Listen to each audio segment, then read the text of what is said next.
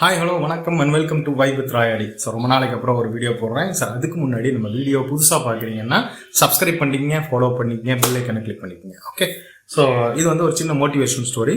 So இந்த motivation story பார்த்தீங்கன்னா ஒரு ஒரு ஒரு ஆள் அவர் என்ன பண்ணுறாருன்னா ஒரு பிஸ்னஸ் பண்ணணும்னு நினைக்கிறாரு. கடன் வாங்கி அதை முதலீடாக போட்டு பிஸ்னஸ் பண்ணுறாரு. சரி, இந்த கடை வந்து பார்த்தீங்கன்னா ஒரு ஒரு அவர் ஒரு என்ன சொல்கிற ஒரு காலேஜ் பக்கத்தில் இருக்குன்னு வச்சுக்கோங்களேன். அந்த பக்கத்தில் ஒரு கடை வைக்கிறார். அவர் என்ன பண்ணுறாருன்னா இதுக்கெல்லாம் மெயினாக மூல காரணமாக கடன் வாங்கிக்கிறார் இல்லையா, அவருக்கு என்ன ஒரு மைண்ட் செட்னா ஃபஸ்ட்டு கடன் அடைச்சிடணும் அப்படின்னு இருக்குது. ஸோ அதே மாதிரி அவர் என்ன பண்ணுறாருன்னா கடன் அடைக்கிறதுக்கு காலையில் 5 o'clock கடையை ஓப்பன் பண்ணிடுறாரு. டக்குன்னு வியாபாரத்தை ஆரம்பிக்கிறாரு. சாயந்தரம் வரைக்கும் போயிட்டே இருக்குது. அவர் என்ன பண்ணிடுறாருன்னா 8-9 மணிக்குள்ளே கடையை சாத்திடுறாரு.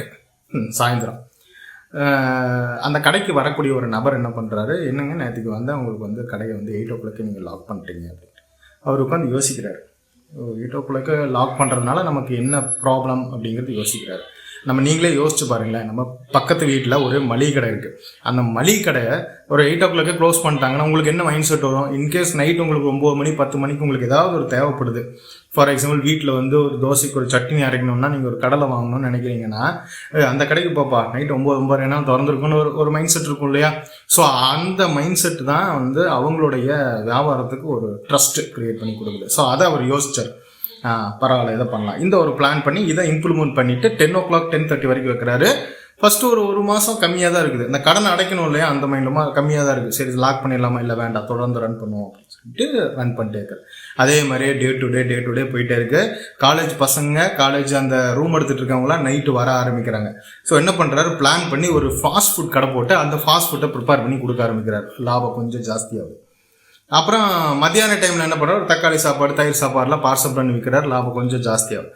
அப்போ என்ன பண்ணுறாரு, ஒரு பார்ட் அமௌண்ட்டை எடுத்து ஒரு கடனை வந்து அடைக்கிறார். ஒரு பார்ட்டோட கடன் அடைக்கிறார். அடுத்த மாதம் இன்னொரு பார்ட் அடைக்கிறார். ஸோ இதில் வந்து நீங்கள் முக்கியமாக கவனிக்க வேண்டியது என்னன்னா, அவர் வந்து பிளான் பண்ணுறாரு.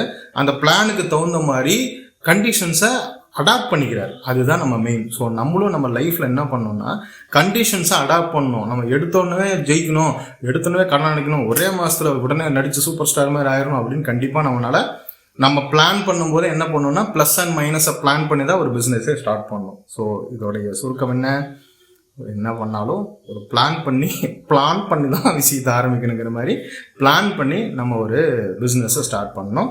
எந்த ஒரு விஷயமா இருந்தாலும் பிளான் பண்ணி தான் பண்ணுங்கிற கோசம் தான் இது. ஸோ தேங்க்யூ ஃபார் வாட்சிங். நீங்கள் புதுசாக இருந்தீங்கன்னா அகைன் சொல்கிறேன், சப்ஸ்கிரைப் பண்ணுங்கள், ஃபாலோ பண்ணுங்கள். தேங்க்யூ.